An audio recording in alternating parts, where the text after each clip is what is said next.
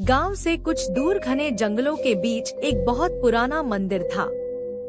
समय के साथ वह टूट चुका था और अब वहां कोई नहीं जाता था। गांव वालों का कहना था कि उस मंदिर में एक पिशाच रहता है जो रात होते ही बाहर निकलता है और जो भी वहां जाता है वह कभी वापस नहीं आता।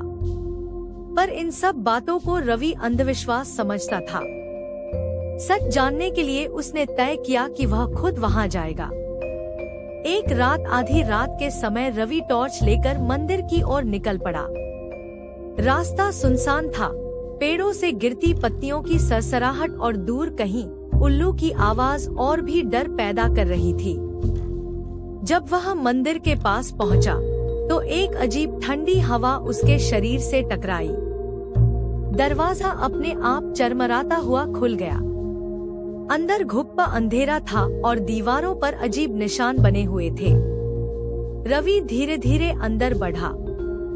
जैसे ही वह मंदिर के बीच पहुंचा, अचानक उसकी टॉर्च झपककर बंद हो गई। चारों ओर सन्नाटा छा गया।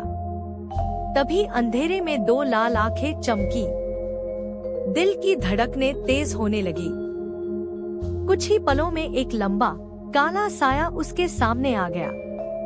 उसका चेहरा सड़ा हुआ था, मुंह से खून टपक रहा था और दांत नुकीले तलवार जैसे थे। वही था मंदिर का पिशाच। पिशाच गुर्राते हुए बोला, कई सालों बाद कोई आया है, अब तू भी मेरा हिस्सा बनेगा। रवि डर के मारे पीछे हटने लगा, लेकिन पिशाच हवा में उड़ते हुए उसके सामने आ गया। उसने रवि की गर्दन पकड़ ली और उसकी आंखों में झांकते हुए बोला, तेरा खून मुझे नया जीवन देगा।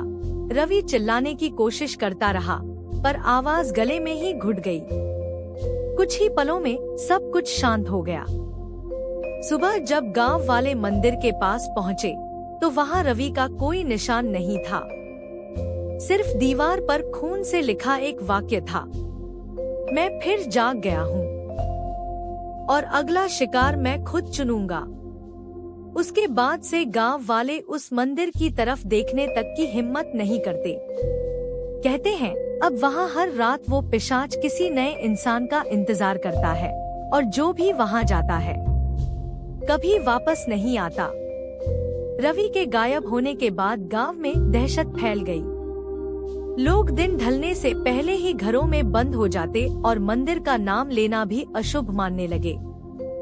लेकिन रवि का छोटा भाई अर्जुन सच्चाई जानने के लिए दृढ़ था।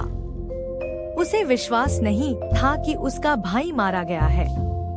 उसने तय किया कि वह पिशाच के रहस्य को खत्म करके रवि को ढूंढेगा। अर्जुन ने गांव के बुजुर्गों से बातें की। एक बूढ़ी औरत ने बताया कि सदियों पहले वहां एक तांत्रिक ने अमरत्व पाने के लिए बलि दी थी, लेकिन उसका अनुष्ठान अधूरा रह गया।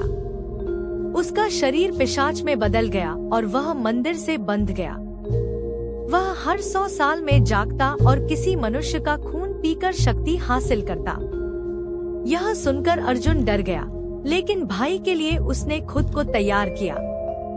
एक तांत्रिक से उसने रक्षा कवच और मंत्र लिए और अमावस्या की रात मंदिर में पहुंच गया।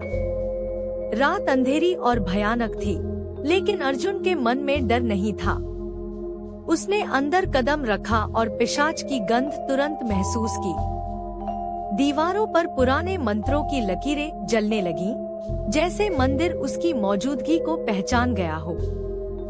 अचानक हवा भारी हो गई और वही दो लाल आंखें फिर से चमक उठी। पिशाच हवा में तैरता हुआ सामने आया। तू कौन है? मौत की तलाश में आया है, वह गुर्राया। अर्जुन ने मंत्र पढ़ना शुरू किया। पिशाच चीखने लगा, लेकिन उसकी आवाज और भी भयानक हो गई। तू मुझे नहीं रोक सकता, मैं अमर हूँ। मंत्रों की ताकत से मंदिर कांपने लगा। दीवारों से खून बहने लगा और उसी के बीच अर्जुन ने एक कोने में लोहे की जंजीरों से बंधे रवि को देखा। वह कमजोर लेकिन जिंदा था। अर्जुन ने उसकी ओर दौड़ लगाई, पर पिशाच उनके बीच आ गया। अब यह लड़ाई मौत और मुक्ति के बीच थी। अर्जुन ने आखिरी मंत्र पूरी ताकत से बोला और रक्षा कवच हवा में चमक उठा। पिशाच एक भयानक चीख के साथ धुएं में बदलने लगा। लेकिन जाते जाते उसने कहा, यह अंत नहीं, मैं फिर लौटूंगा। पिशाच के गायब हो जाने के बाद अर्जुन ने तुरंत रवि की जंजीरें तोड़ी। दोनों भाई एक दूसरे से गले मिलकर रो पड़े। ऐसा लगा जैसे सब खत्म हो गया है। लेकिन अचानक मंदिर में फिर से अंधेरा छा गया।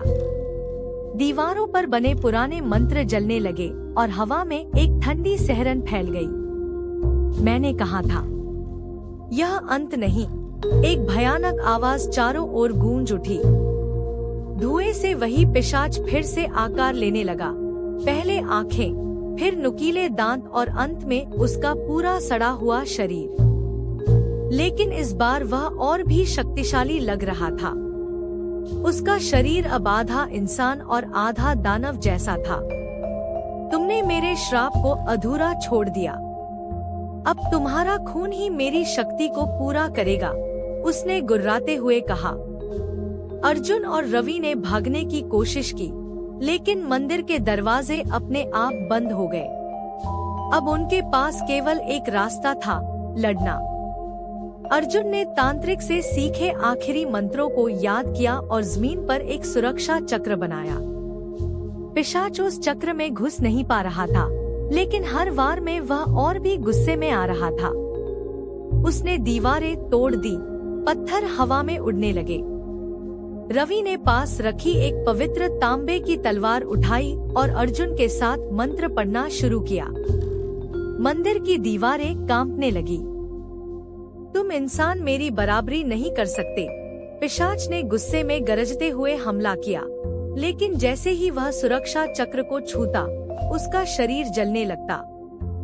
अर्जुन ने अपनी सारी ताकत जुटाकर आखिरी मंत्र बोला, काल भैरवाय नमः। एक तेज रोशनी फैली और पिशाच दर्द से चिल्लाने लगा। उसका शरीर धुएं में बदल गया और हवाओं में उड़ गया। मंदिर शांत हो गया। दरवाजा अपने आप खुल गया और एक रहस्यमय सन्नाटा फैल गया। रवि और अर्जुन बाहर निकले।